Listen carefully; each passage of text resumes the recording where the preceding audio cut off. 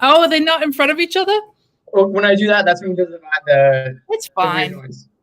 We can totally flip between the two. It's totally fine. I think that's okay. Yeah. All right. Bear with me 1 sec. We're going to make this work. All right. Good morning, everybody. Welcome to Coffee with Artists. My name is Rachel Wilkins. I am delighted to be here this morning. This is Friday morning, 11 a.m., our regular slot, but we're also live on Instagram this morning. We have with us JR. JR is an artist. He's based in New York City. Just recently quit his full-time day job. Bless you. His full-time day job as a teacher, because he's been taking the NFT world by storm. I think that's an understatement. So I'm delighted to have you here this morning, JR. I have so many questions for you. Welcome to the show. Thank you again for having me. I appreciate it. It's it's been a wild ride to say the least.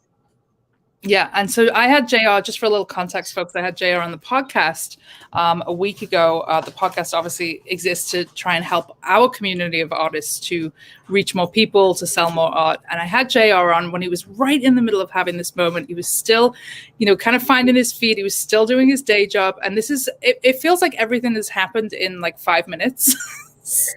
But it's only been, maybe a week or so since I spoke with you. But it seems like you've just had this exponential success, this crazy moment. Can you talk us through a little bit from kind of the start to finish? And then we're going to get into what an NFT actually is, because I'm sure this audience has a lot of questions about that. Of course. I would just like to say hi to my mom. She just joined. Hi, Mom. How you doing? Hey, Mom. So to start it off, do you hear feedback when I talk too or no? It's a little bit of feedback. It's not as bad. I would turn maybe one of the devices off. Right. Unmute. Okay. We'll just go for it. All right. So I started off. Oh, it's killing me. I'm gonna mute this and see if this works better. All right. So I started off with Bird Banksy, who's this amazing human, amazing artist. He ended up buying an original Banksy piece. And what he did was he wanted to turn it into an NFT. And he burnt this Banksy piece, which was like $100,000, maybe a little like 90 or 120, something like that. And when he burnt it live on camera, and he turned it into an NFT, which means he turned it into a digital version. And after that, he sold it online for almost $400,000, which is just mind-blowing to me. And after that, I knew that all eyes in the art world were going to be on this buyer's account, because who's going to spend $400,000 on a digital copy of a Banksy? And so what I did was, if some of you listen to the podcast, I quickly pulled a little marketing ploy per se, where I sent 2 of my pieces to this new buyer. And what it looks like was, it was my artwork, Banksy's work, or the burnt Banksy, and then my artwork again. And what that did was it put all eyes on that account, and then my work and Banksy's work. And it left people thinking, if he has a Banksy piece for $400,000, why does he also have this random artist's artwork as well? And so that was the first thing that kind of shot me into the limelight, where I got a lot of eyes on my page at first. And it has been a whirlwind since. I think I've gotten 2 actual full nights sleep in the last month, and that's like not even exaggeration. But I wouldn't have it any other way, to be honest. It's been absolutely amazing.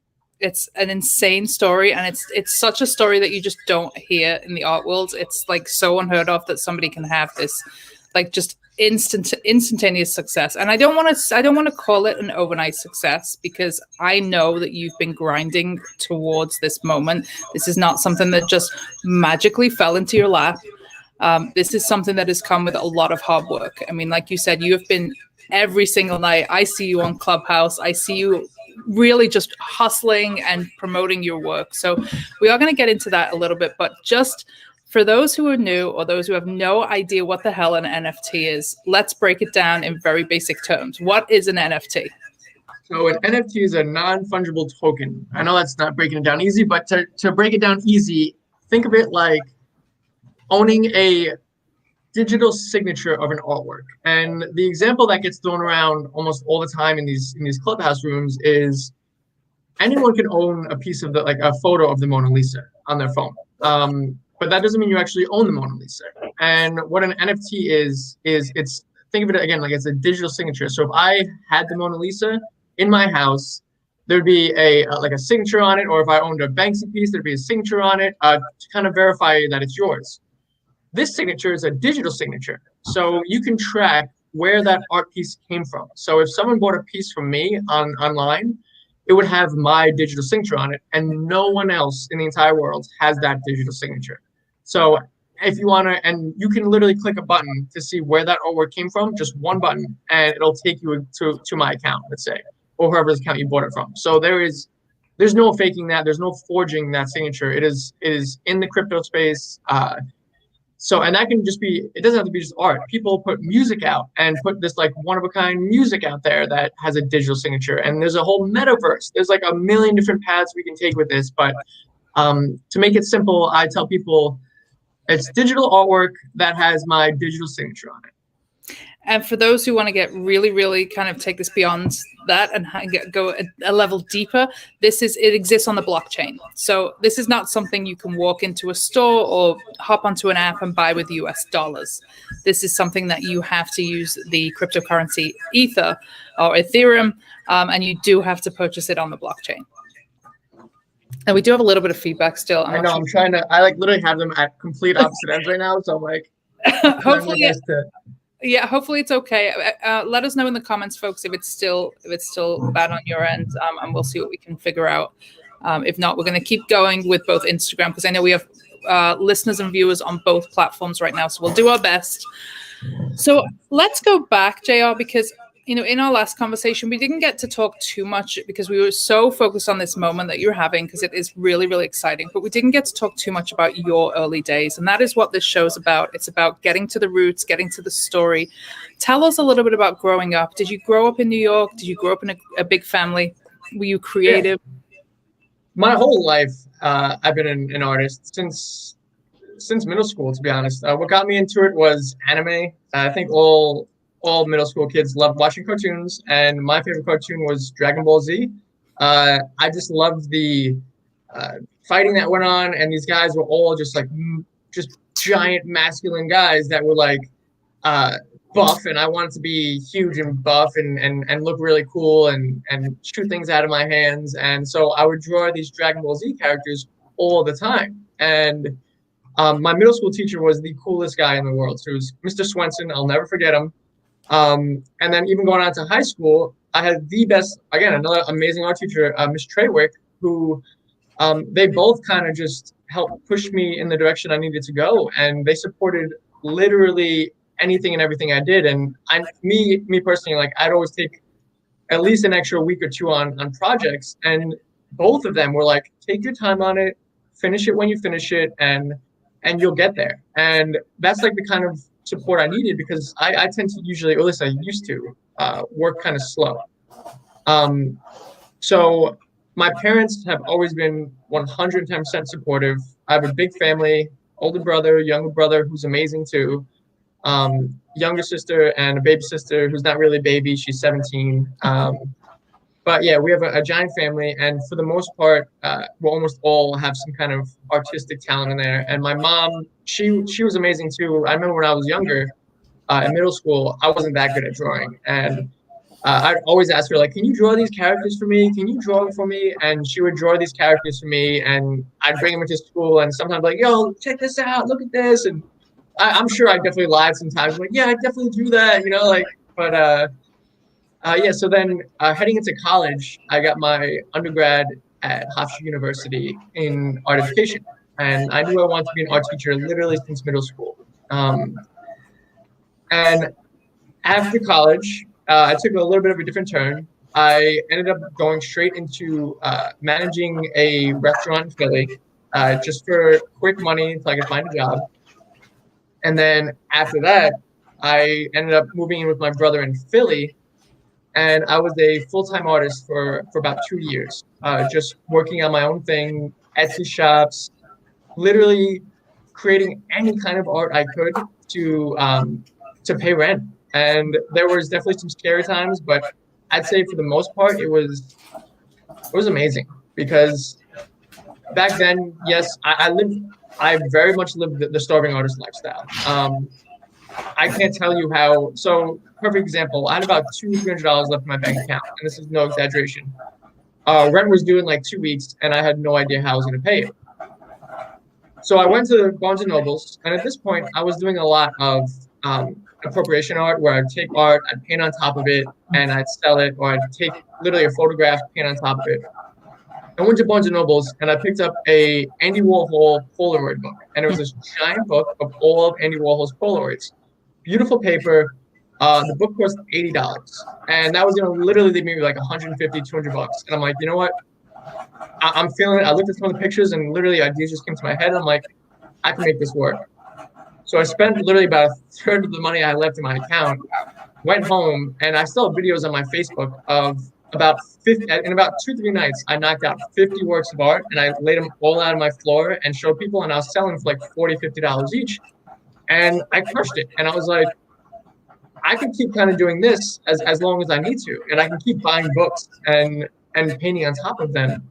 And the next thing I did was, after I sold out, paid my rent, which was awesome, had a little left over for some food, and after that, I bought a flower book, and it had, again, about 50 pages. It was huge, very, very large, and I started painting like gold leaf on top of these flowers and silver on top of the flowers, making them metallic, and then I was selling those for a little more. And so I'm always just looking for a way to maximize my profits with the little bit I had as a starving artist. And moving forward now into this NFT space, it has been the exact opposite. And I remember my friend James, who was my first collector, and we literally talk every single day now. He's a beautiful human who supports literally all artists in the space. And he's like, hey, man, I see your Genesis piece is up.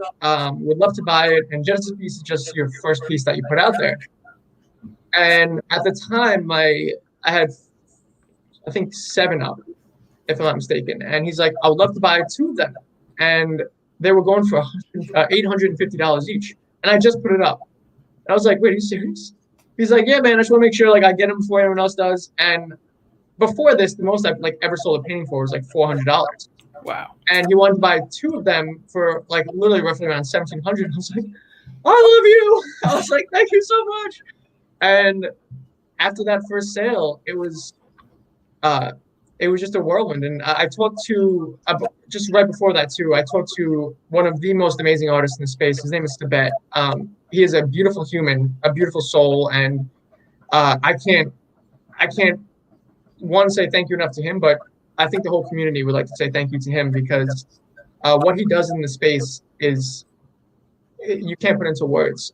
He's changing lives every day. And what he told me, I went to a clubhouse room, and I was like, this is when I just first started out, like the first like 2-3 days, and I kept going to the same room, talking to the likes of Yavelli, who's a famous art photographer, Michael Rutledge, who is a prominent collector in the space, amongst others, and Tiffany Gambino, who's, again, just amazing humans. And I was talking to Sabet, and I said, how can I get my eyes on my work? I'm not really that big of an artist, and I'm trying. And he's like, right now, change your mindset.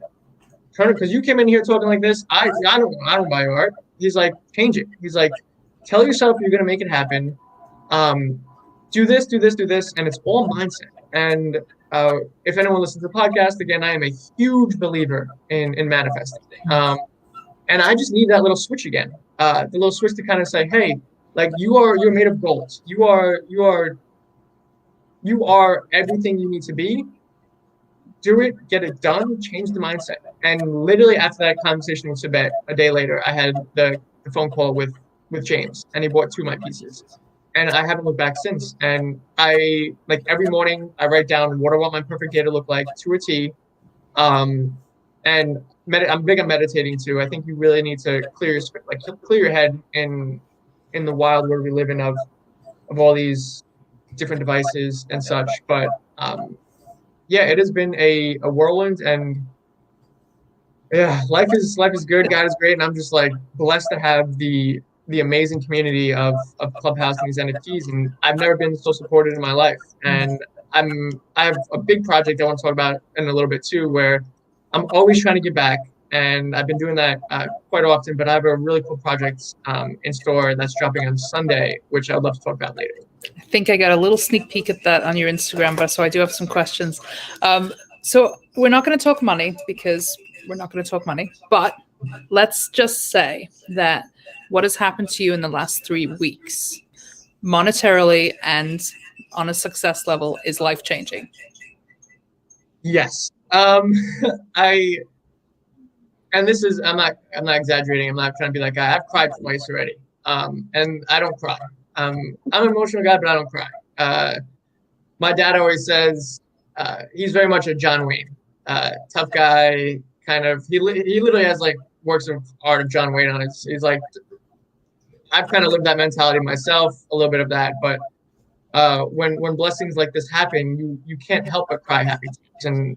And I kind of think of it as like Will Smith, I always say, at the end of Pursuit of Happiness, when he finally is able to reach the point he wants to reach in life and be able to take care of his family, be able to take care of the ones close to him. And my little sister is going to Miss Teen USA, and she's like, I would love some sponsors, and we have a group chat with my family. And in the blink of an eye, I was like, here's $500, and no problem at all. And I would have never in my entire life ever been able to do that until 3 weeks ago. And yeah, my dad always said too, and I like to stick to it for the most part. Don't talk money, but I can say in the last month, yes, I was able to basically double my yearly salary of teaching, which is pretty wild. So And quit your job, right? yeah, so things are going pretty crazy right now. It's again 1,000,000 miles per hour, all in a span of about 3.5 weeks to a month. Now, you wouldn't be the first person to cry on this show. I'm just going to say that right now. We've made a couple of people cry because, I really want to get to the emotion, because this is something that it is just, there's no one out there that we can look to and say, oh, they have this moment, I'm going to aspire to have that moment too. This is a really new thing that's happening, to have this level of success so quickly in this space. What does it mean to you that you can now be in a position where not only you can help your family, you can support your sister, you can help your mom, but you can actually help other artists? Yeah. So just again, a quick little backstory of how ridiculously poor I was. In college, painting. So painting is really expensive, especially oil paints, if anyone knows. And we had to create our first canvas, like actually make it. And unfortunately, at the time, my family, again, we not the most financially stable, to say the least. And I asked my mom and dad for money for oil paints, for staples, and like actual canvas paper and wrap. And I was only able to afford the canvas and the wood. I didn't have paint, and I didn't have staples to even staple the canvas. So I went to school that day, into class. I left early when they started making the canvases because I knew I couldn't make mine. So I said I wasn't feeling good, and I left. I came back into the studio like 7, 8 o'clock at night because we all had swipes to get in. And I've shared this with maybe 2 people. I was on my hands and knees collecting staples off the ground.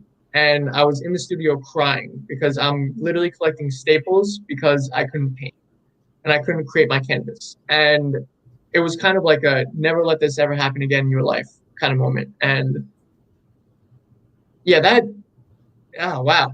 That was tough.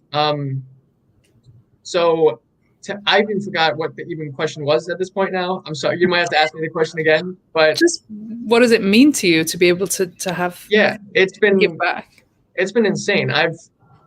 I've spent over in the last 2 weeks over $1,500 in art, which has been amazing. But then I've myself, he goes by Gifted on Instagram, and NFT Poppy, who's another one. We actually in 2 weeks we started a club. We have a few hundred people in it already, where we're going to start doing live auctions. So myself, the 2 gentlemen I mentioned, I think Swan VR, Michael Rutledge, there's about 7 or 8 of us who are going to be on this stage on Clubhouse, and we're going to invite 3 artists up at a time, and we're going to live bid on these artist pieces right in front of them. And so we always want to look at a way to support other artists. So we're going to turn this into either a weekly or bi-weekly thing where we are literally buying artist artwork live on Clubhouse right then and there. And I want to kind of speak to like artists like Blau, giant musical artist who he has made millions on his NFTs, but he's also splashed out tens of thousands of dollars back into the community. And that's the kind of point I want to get to, where I'm able to, I'm not there yet, but I am giving everything I can out now, because I found anytime I give anything out, the universe gives back tenfold, like for me. And it's been, again, I just try everything and anything I can to keep giving back. And I think if you check out the Clubhouse community and ask literally anyone, they would all say the same. I mentioned it in the podcast too. I've spent, again, minimum, and it's become more now, an hour every morning and an hour every night answering DMs. And it's definitely getting tough. It gets to the point where I actually had to post on social media that I need a social media manager now, a little bit, just because of like, I just want to make sure I really do get to everyone. And so I want to, it's a part of the job, to be honest. Like, you want to build those relationships. You want to help as many people as you can, because at the end of the day, I saw a meme that was like, maybe the unlockable content that you get in these pieces are the friendships that you've made over time. And I thought that was adorable, because it's true. I've made, especially in quarantine, not being able to go out and really hang with friends, the closest friends I've made in years are through Clubhouse. And I talk to about 10 of them via text almost every single day. And like, I'm going to shout them out. I don't know if they're going to see this, but like Luis, I talk to him all the time. Q, Michael, I mentioned NFT Poppy. There's literally, Gabe Weiss, who again, in the actual interview, he's the modern day Picasso, basically. Eddie Ganglet, who does these amazing skulls. Warhol, who does the Andy Warhol pieces. A huge shout out to Bert Banksy, who none of this would have even started if it wasn't for him. And we still have to get drinks in the city. Dope Pope, who is another insane artist. There's just so many amazing artists. Drake Bell, who again is giving back so much to the space. And like, this isn't I don't want like the eyes to be like, oh, this is all JR's spotlight, but I would not be here without literally the hundreds of people I've been in contact with. And William, who was the day one, William is awesome. Sorry. When I like had my pieces bought at first too, and just some big name collectors started buying it, didn't know him from anyone in the crowd, and sent me a message. He's like, dude, did you see what happened? Did you see about your work? I'm like, what are you talking about? And we were just talking. I'm like, wait, can you call me? And I've literally never spoken before. He's like, yeah, man, I'll call you right now.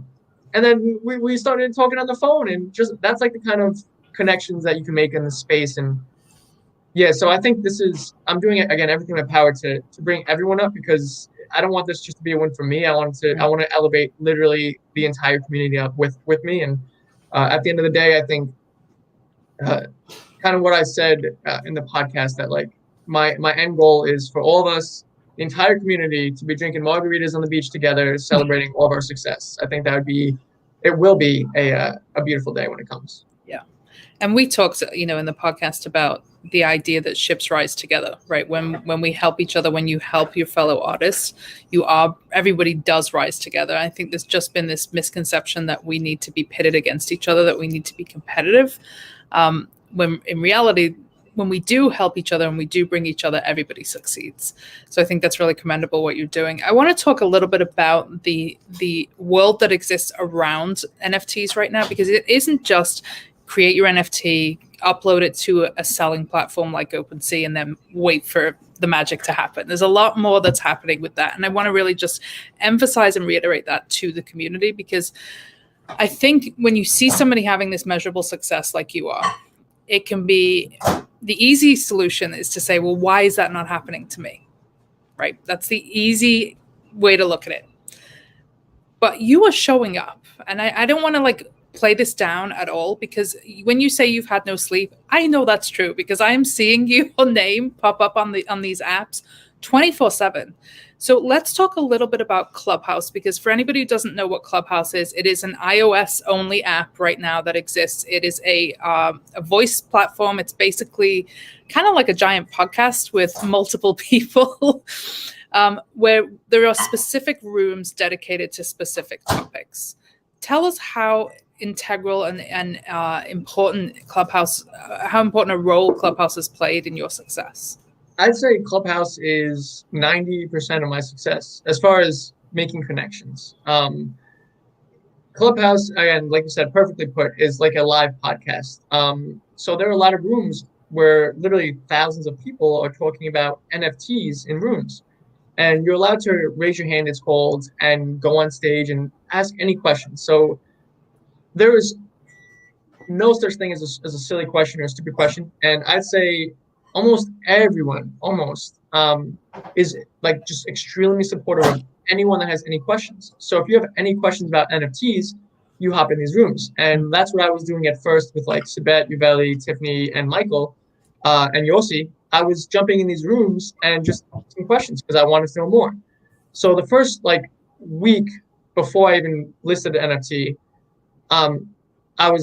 when I say I was in those rooms 7, 8 hours, I was in those rooms right after work, 7, 8 hours. And that's minimum, which is, again, I understand a lot of people can't do that. But I was also working my teaching job. Immediately after, I'd get some food, get a snack, and you can just listen to this I was listening to it while I went to the gym. I was listening to it while I was catching up on schoolwork. I was listening to it while I was creating art. So you can constantly be taking in this info, and you don't have to just be sitting on the phone and staring at something, because there's nothing really going on the screen. You're just listening to people for the most part. And so what has also been tough is that most of them all live out in California. So the 3-hour time difference was keeping me up till 4 or 5 in the morning, if not later sometimes. And then I have to be up for work at 8 o'clock in the morning. So it was like, it was definitely tough to say the least, but I'm telling you this right now, anyone that has made their first sale, you get an email that says, congratulations, sale made. I'm addicted to those emails. I'm addicted to NFTs. And anytime I get an email now, even if I know I don't have a piece up, my head now initially thinks, oh, sale was made. I've made over 140 right now. I've sold over 140 NFTs. And what? In how long? Let's just get the timeline. In like 3.5 weeks, which has been really cool. Wow. And again, it's from connections with and there's a million different factors that go into this, how I did it. But I think the biggest thing is making these connections, because when you make friends, and like I said, we all elevate together, you share their work, they'll share yours. You promote them in a room, they'll promote you. And a lot of people are like, I don't like talking about my art. I feel like I don't want to go into a room and say, hey, look at me. You don't have to do that. What you can do is ask one of your friends, like, hey, like I'm a little shy. Would you mind talking about my work? Because I don't want the spotlight to really be on me, but I still want people to look at my art.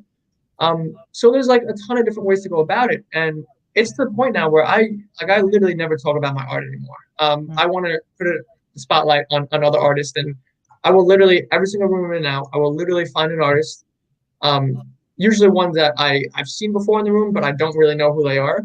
And I'd be like, hey, I just want to use my time now, because usually you get like, in certain rooms, you get like 2-3 minutes to talk about your art. I'm like, I want to use my own time right now to talk about someone I see in the audience. And I want everyone to check out this person's page. And what was awesome is while in one of my rooms, we had Bob come on, and I was hyping Bob up, and Bob made a sale. Yeah, and Bob made a sale on the NFT. And I was like, let's go. And he's been pumping out work. So I love to see that. So Bob's crushing it. Bob Fryer, check him out on Instagram and the NFT worlds. But he's been absolutely destroying it. So I'm proud of him. But yeah, I always try to just pump up other ones around me. And I think spreading that kind of positivity is exactly what the world needs right now. I think that was kind of one of my biggest concerns about this was, this is so exciting, but I was concerned about the introverted members of our community, because not everybody can put their, their self out there in this way. Not everybody can step up onto this digital stage, which is essentially what it is in Clubhouse. It's like going to a conference and saying, I'm here, listen to me. Not everybody has that confidence, and not everybody is extroverted and can talk about their works. And that's been one of my biggest concerns, is that those people are going to get lost in the mix, that they're going to do the, make the effort, make the artwork, make really good artwork, but then not be able to advocate for themselves. So it's really exciting to hear that, people like you who are having that success are recognizing that these people do exist in the margins and that you are going to help bring them up.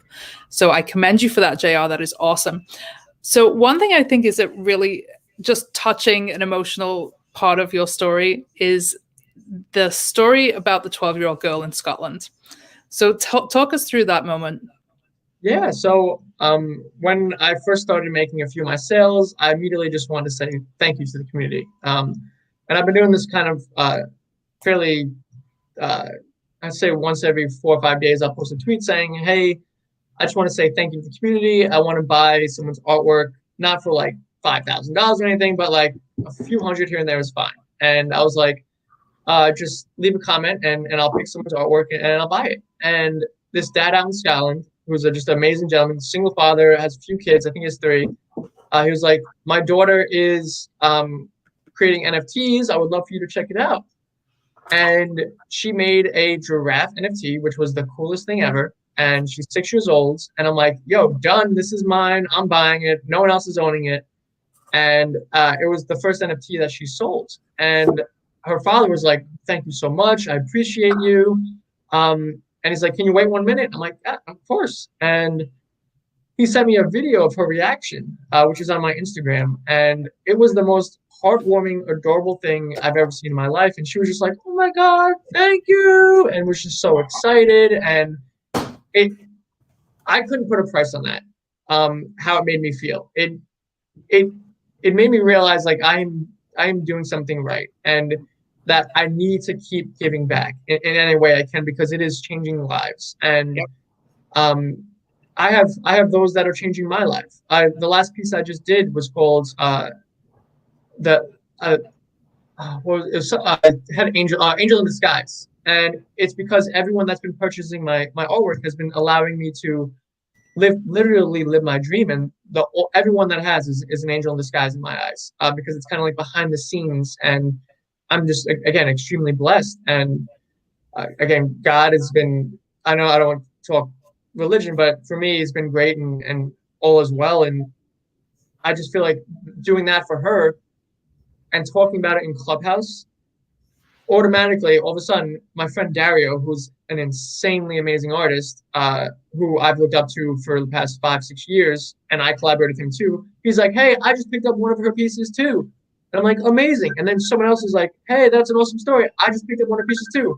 And now, I don't know. I know it's a lot. I know the number's really high now, but I know that she has sold quite a few NFTs, I think over 10. And what's even cooler is that she did an NFT of the DJ Marshmello, who's like a world famous DJ. And then the DJ saw it and like commented on it and was like giving her props for doing this. So yeah, it's just something as small as buying her artwork is starting her own snowball effect. And before we know it, I'm telling you now, she's the next Frida Kahlo.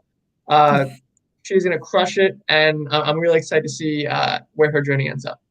So as we're talking here, I'm trying to pull it up on your Instagram just to see if we could play it, because it is so cute at the moment. Oh, here it is. Let me see if we can do this. Let's see. Now, for those on Instagram, you will not be able to see this, but we will circle back and play it for you. Bear with me 1 second. Okay, let's see if we can do this, because it's just too cute. Yeah, it really is. Let's see. Application window, Chrome tab. All right, let's try this. Okay, can everybody see this little video? Perfect. Do we have volume? I don't think so. On Twitter. All right, let's try that again, because I think we have the sound. All right, let's go. Hi Do you want to know something? What?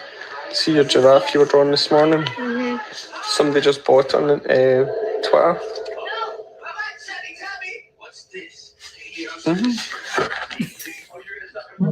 Yeah. Thank you very much. I mean, Yes, that was adorable. that And is you can't- so. Something. How do you You feel? can't buy that. No. I was melting. I sent that video in my family group chat, and that was like, I need to buy more art right now. And you can't buy that feeling. So I think just the gift of giving is real, and you can't put a price on it. And again, it is gonna. I'm telling you right now, she's gonna be on the Ellen show, selling her NFTs, and it's gonna be world famous one day. And I don't know. It makes me think my parents did a good job raising me, and I think giving back is something that I've been doing my best to do in this community, in this space. And I think a testament to that is all the connections I made, and I think they would all say the same. So we do have some of JR's fan club on the live feed today. We have, I think you said your mom might be here. Mom, if you are here, drop us a hello in the comments so we can give you a shout out. And anyone else who has any questions for JR, we are going to be taking some questions. I see Bob Freya in the comments. Hey, Bob, congratulations on your sale. Bob is, of course, a Conception Arts Award winner. He won the award for excellence. So this is just, it's great to see the community just having so much success with this. And I'm really, like I said, we can't commend you enough for really coming on the show, giving back, spending this time with us, and really just inspiring folks to take this action. Because I do think there's a lot of people who are sitting there going, is it worth it? Is it worth my time? It takes so much time to grow a thoughtful and, thriving art business without NFTs, let alone this whole other commitment. So I think just having you here and seeing that you're having this success and just affirming that there is this support available if people need it is really, really, truly inspiring. So thank you so much. So I want to go to the art creation, because what you were talking about when you're creating the work with these books and, the Warhols and that kind of mixed media that you were doing previously, it's a very, sounds like a very cathartic experience. You're getting these books, you're ripping them apart, you're putting these pieces together. You kind of lose that in the digital space. Let's be honest. But what you gain in the digital space is access to multimedia, all kinds of apps, all kinds of technologies. Tell us about the parallels and perhaps the contrasts of those two art-making experiences. What I love best about the digital space is the undo button. So if I make a mistake in Photoshop or in Illustrator or whatever program I'm using, I can just click undo. And you can't do that in the real world. You can't just rip a paper up and be like, I don't like how that tear looks. Let me undo that. So for me, that has been the biggest positive in this interaction. I still create actual physical art too. So I just recently, again, extremely blessed, I can't say it enough. I just recently moved to New York City, and I've been just taking daily walks through Central Park, and I have my sketchbook, and I draw. I sit and sketch, and it's more so just to not lose sight of the physical aspect of art, because there's so much inspiration everywhere. And I was just at the moment yesterday, which is really cool, and I was at the Met 3 days ago, and I was just drawing statues. And I'm huge on, if you've seen my work, I love Renaissance art. I love the beauty of sculpture. And I just spent literally an hour sitting at the same statue, just kind of sketching it out. And I actually gave it away to I did more. I had more of my thing, but I gave that piece away to she had to be like 13, 14, but she was with her whole class group of kids, and they kept walking around behind me to see what I was doing. And so I kind of like to show them like what was going on. And there was one student just like literally just focused on drawing the sculpture that I was doing. And I was like, I walked over, I'm like, yeah, do you want this? And she's like, really? I'm like, yeah, of course, like take it, like this is yours. Like, and she's like, thank you so much. And then literally like 5 of her friends ran over and were like looking at it like, oh wow, wow. So just little things like that. But I'm definitely, I've had a million times more success with the digital world. And the reason why also is because making prints is a lot easier. Although you can make obviously prints of physical work, just scan it or take pictures of it. But I think the digital world is definitely on the rise. If you Google NFTs and just Google the rate of like how many people searched it in the last literally month and a half, when I say exponentially skyrocketed, the graph looks like this and then goes extremely up in the last month and a half, like a huge jump. So well, even SNL picked it up. I don't know yeah. when you saw the SNL skit. What the hell is an That NFT? was hilarious. Yeah. So absolutely, yeah. Everyone, it's a funny video, and it's still people watching might be like, I still don't get it. Really funny. Right. So many, like all my family sent me videos of like, did you see this? And I was like, yeah, because my family still doesn't know what the hell's going on. They're like, my dad's like, are you sure this is all legal? What is happening? My brother's like, hey, he's probably selling things he shouldn't be selling, and I was like, no, guy, like this is legit. This is real.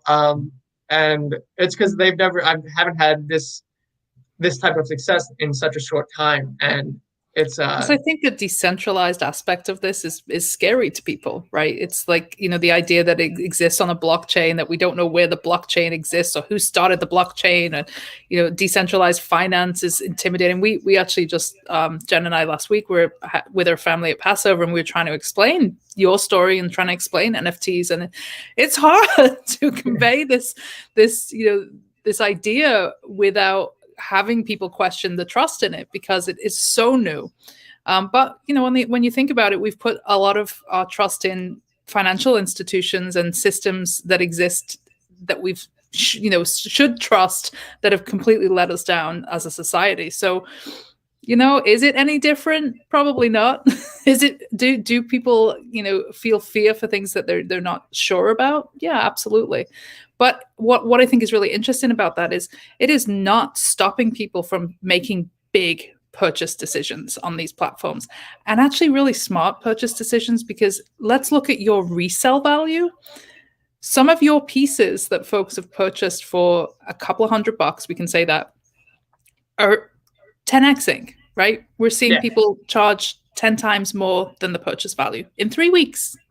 So that's part of it's actually part of my also slight business strategy as well, where I just posted one yesterday for 0.111, which I usually start, or like around anywhere between like 0.3 to 0.8 is where I usually sell my work. Tell us what that is in US dollars, just approximately.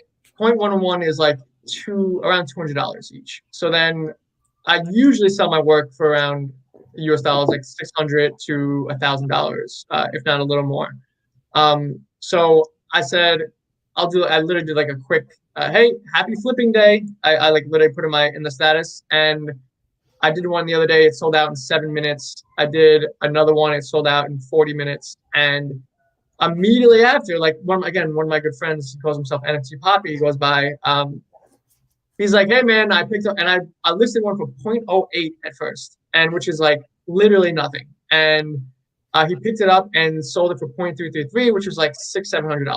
So it's again my way of giving back a little bit, and I don't want to do it that often because I don't want to almost upset my collectors as well, because my real collectors who want to see this value in my work. So I make it a point in the description to say this is like kind of like a thank you piece. This is kind of like off brand a little bit, but like this is just somewhat of a thank you. And I usually make those editions higher so it loses value as well.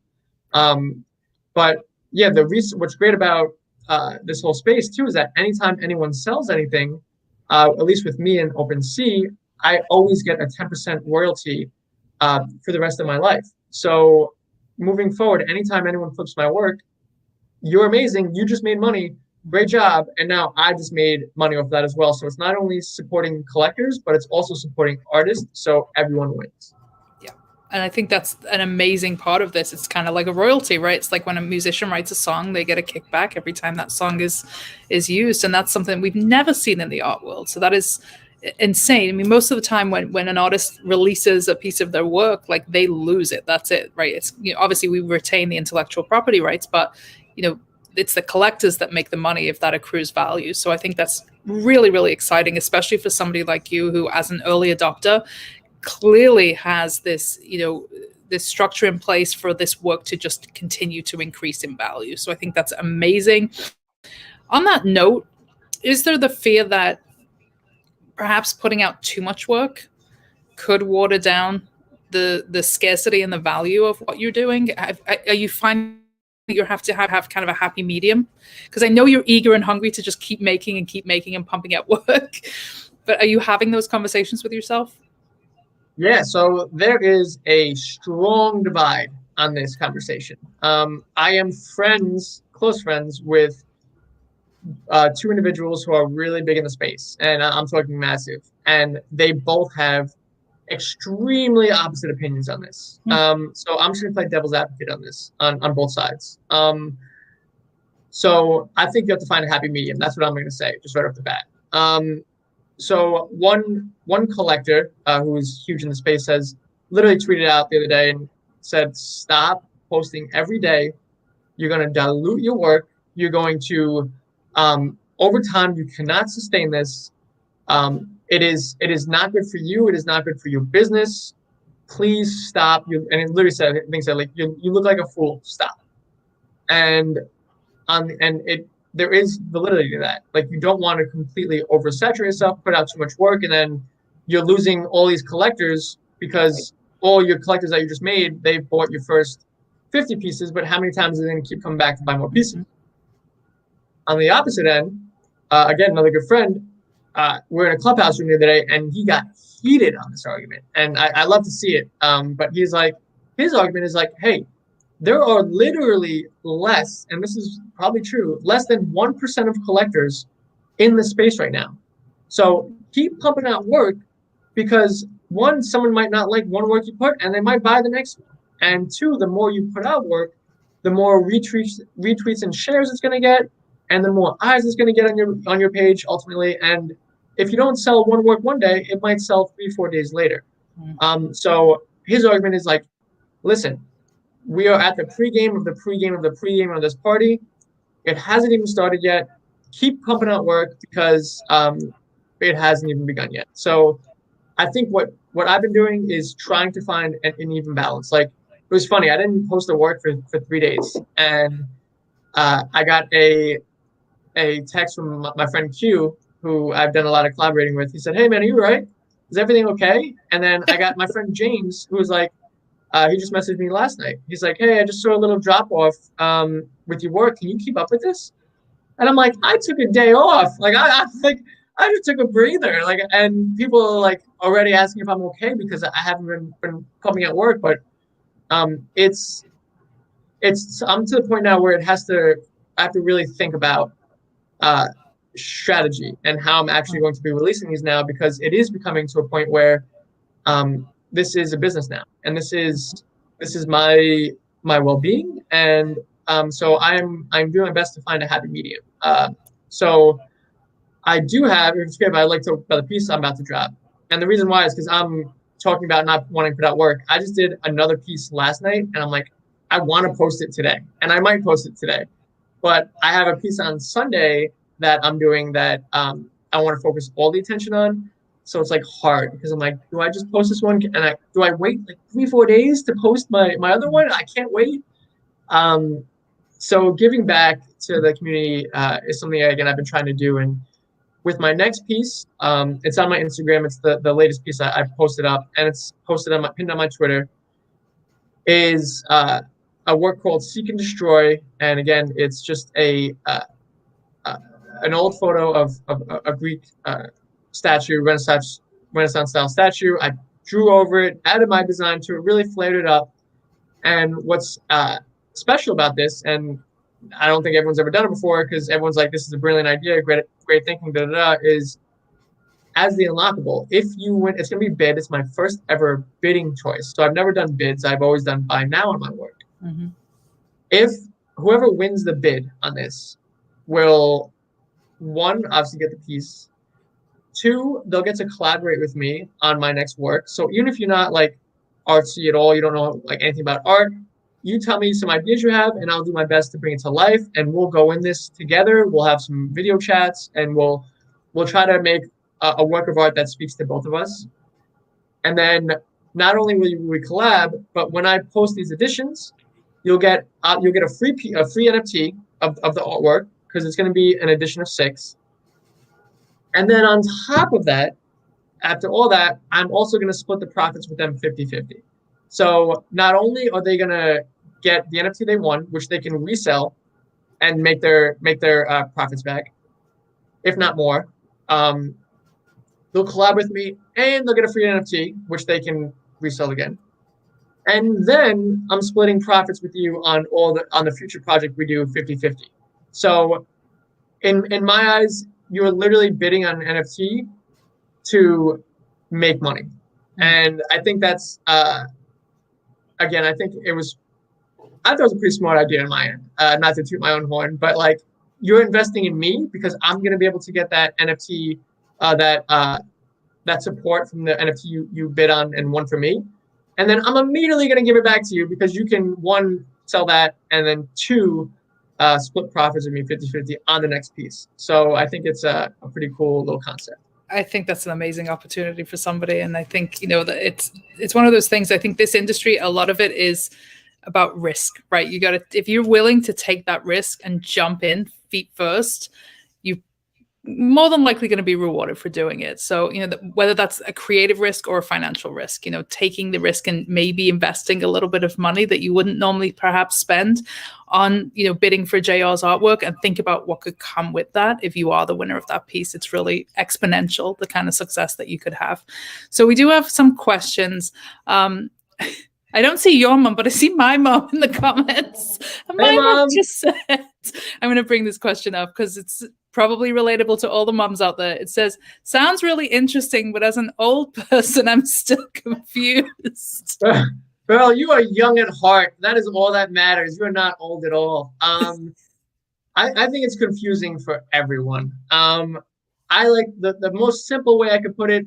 Just think of it as someone selling digital art, and if they were able to sign on the computer that this is my artwork, then they'd sign it and say, hey, it's like a painting. Imagine taking a painting and putting it in a computer and saying, this is my artwork, and having a digital signature that way.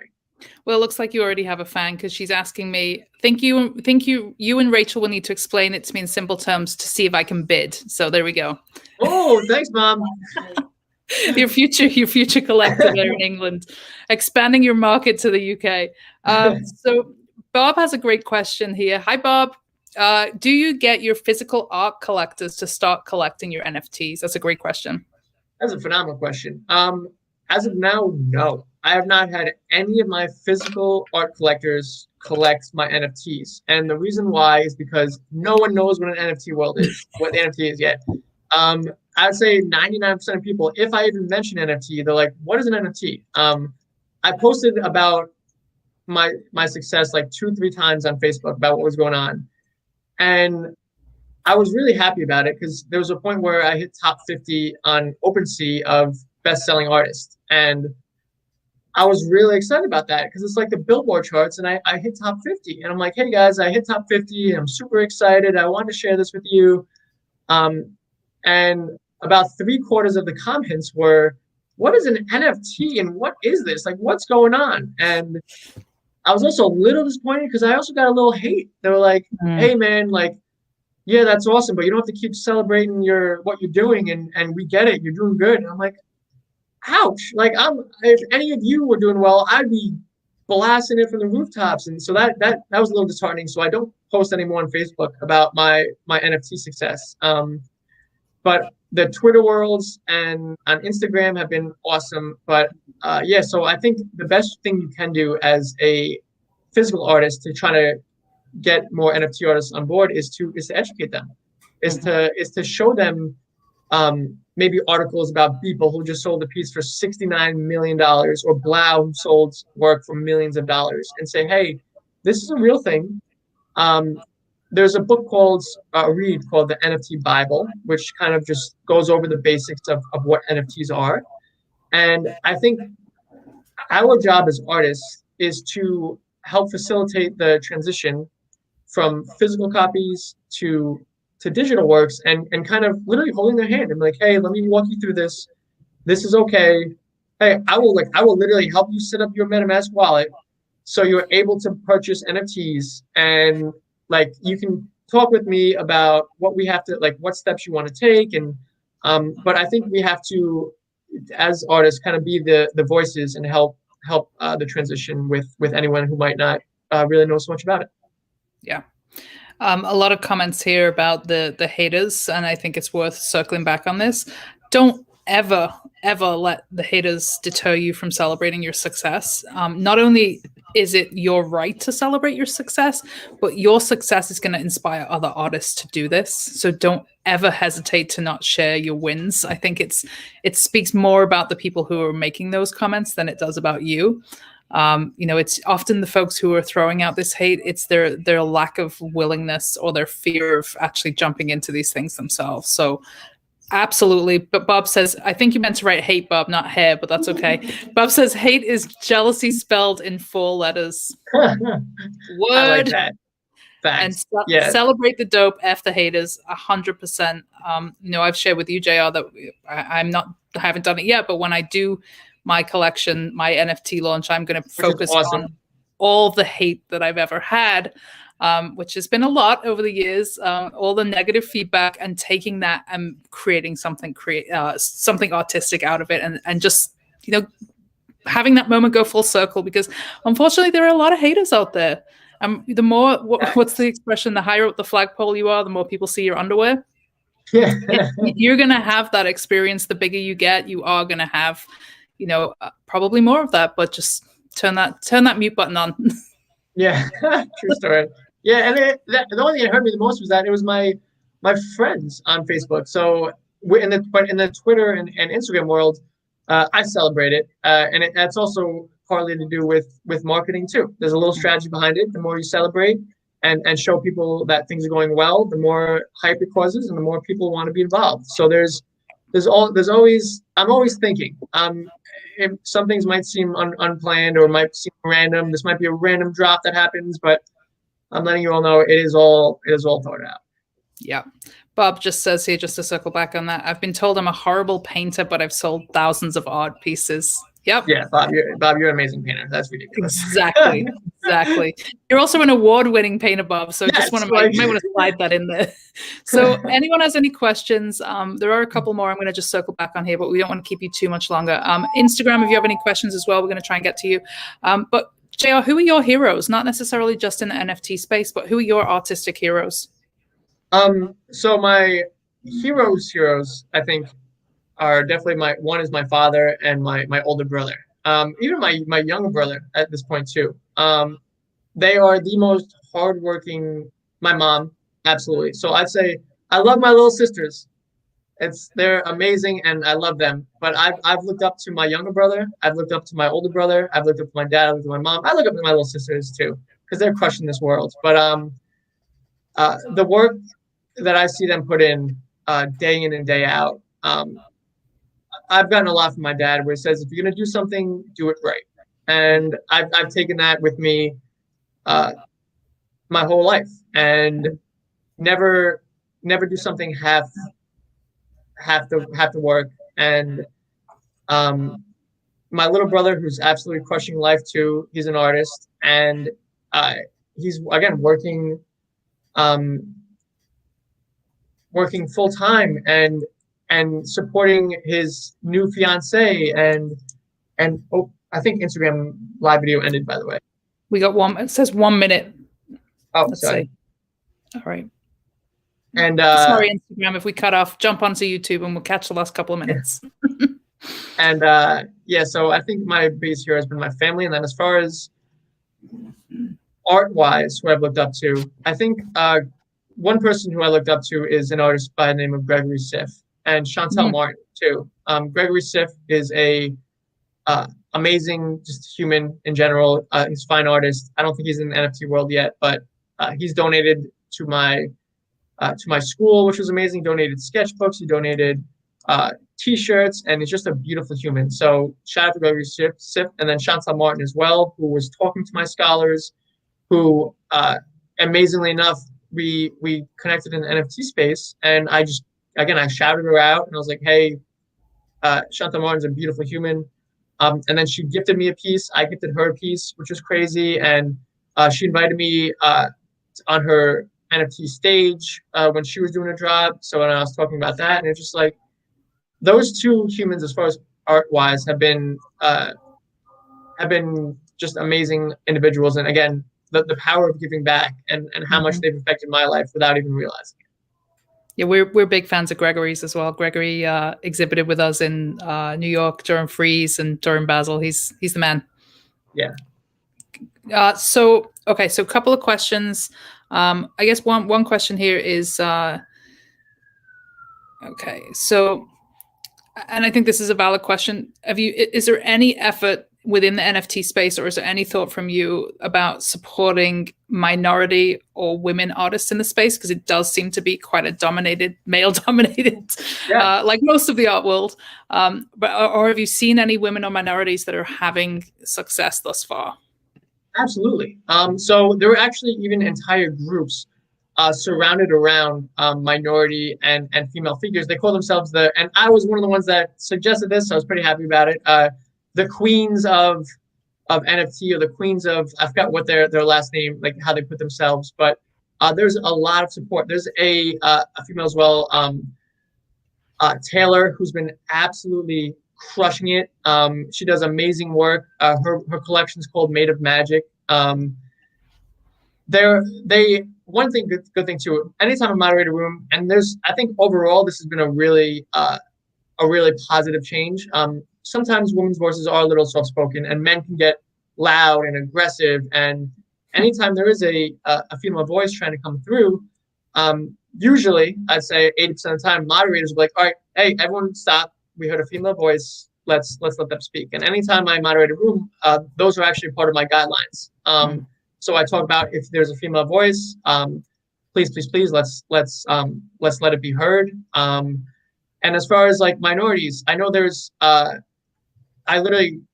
pop in there every now and then, even though I'm not Black, but it said Black creatives creating NFTs, and it's a group. Literally, that's the name of their group title, and they're just, maybe last time I saw, it was like 50 people in the group just chatting it up, and so everyone is supporting one another, and I think again, if anyone wants to, like, any retweets or Instagram posts, I always post 5 every day on Twitter and Instagram, just supporting anyone you want. My handle is right there, so you can find me on Instagram, ask me to retweet, ask me to post it on Instagram, and I will get eyes on you as much as I can. That's been huge. I've helped at least 5 or 6 artists now, just my retweets, who've told me, like, hey, I've made sales because of your tweet, your Instagram. And it's awesome to see that, because it costs, again, I mentioned this in the podcast, it's free to retweet. It's free to post on Instagram. You don't have to support someone by buying the art. Maybe you don't have $200-$300 to spend on artwork. But again, you can promote your friends for free. So I highly recommend everyone do that, because you have no idea whose eyes are on your profile. 100%. All right, so I'm going to close out with the same question that I asked you on the podcast, because I want to know if your answer has changed. So a year from now, where do you want to be? A year from now, and my eyes have kind of opened up. It's definitely the same answer, but there is a few things that have changed. I 1,000,000% want to be on a beach still with my closest friends, and not only my last chat I said I want to do like stay in the mountains with my close 4 or 5 friends, and I want to go to the beach with my NFT friends.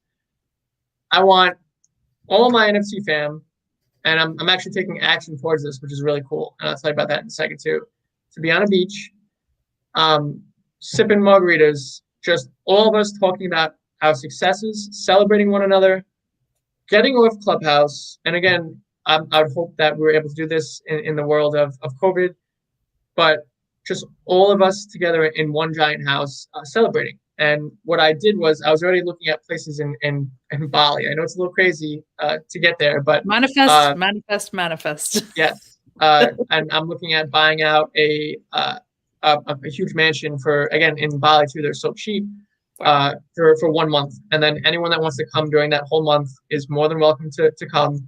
But I've already have places searched out, and now I'm just trying to find a time where everyone might kind of be able to do it. But yeah, just in a year celebrating with all my friends and family, and just saying, hey, we're here. Let's celebrate. We're gonna have to grind after this celebration again, but we did it. Amazing. Well, JR, thank you for coming back and sharing your story with our audience. I know that there's a ton of people out there that are just super excited. There's people saying they're coming to Bali with you already. So I think you've got some new collectors, some new fans. So congratulations on all your success. And we're going to keep up with you. We're going to hopefully have you back in a year. Maybe you can join us live from Bali on the show and tell us about your 12 months of success. Let's just tell people where they can learn more about you and how they can get in touch. Of course. So Instagram, again, I check my messages every morning and every night. So if I don't get to you midday, it's because I try not to, it would just be too overwhelming. So jr.artspace on Instagram, and then on Twitter, jr.artspace_NFT. I just started it like 3 weeks ago. Sorry. So I'm going to make sure that we get links to everything in the comments as well, just in case. Awesome. Thank you so much. But again, I want to say thank you to you, Rachel, for just having me on here and letting me speak and showing my mom that this is real. It's not all fake. And yeah, it's easy to talk to you. So huge kudos to you, because you do a good job, because I'm not one to really to kind of, I guess, blurt it all out and spit it all out, and you get me talking. So just thank you so much. That's my job. Look, we really appreciate it. And look, to see somebody with humility like you and with, respect and the willingness to give back, I will always have the door open for you to come back and tell your story. So congratulations. Thank you. I appreciate you so much. All right, everybody, this has been Coffee with Artists. We will be back again Friday, 11 a.m., same time, same space. Thank you so much for tuning in, everybody.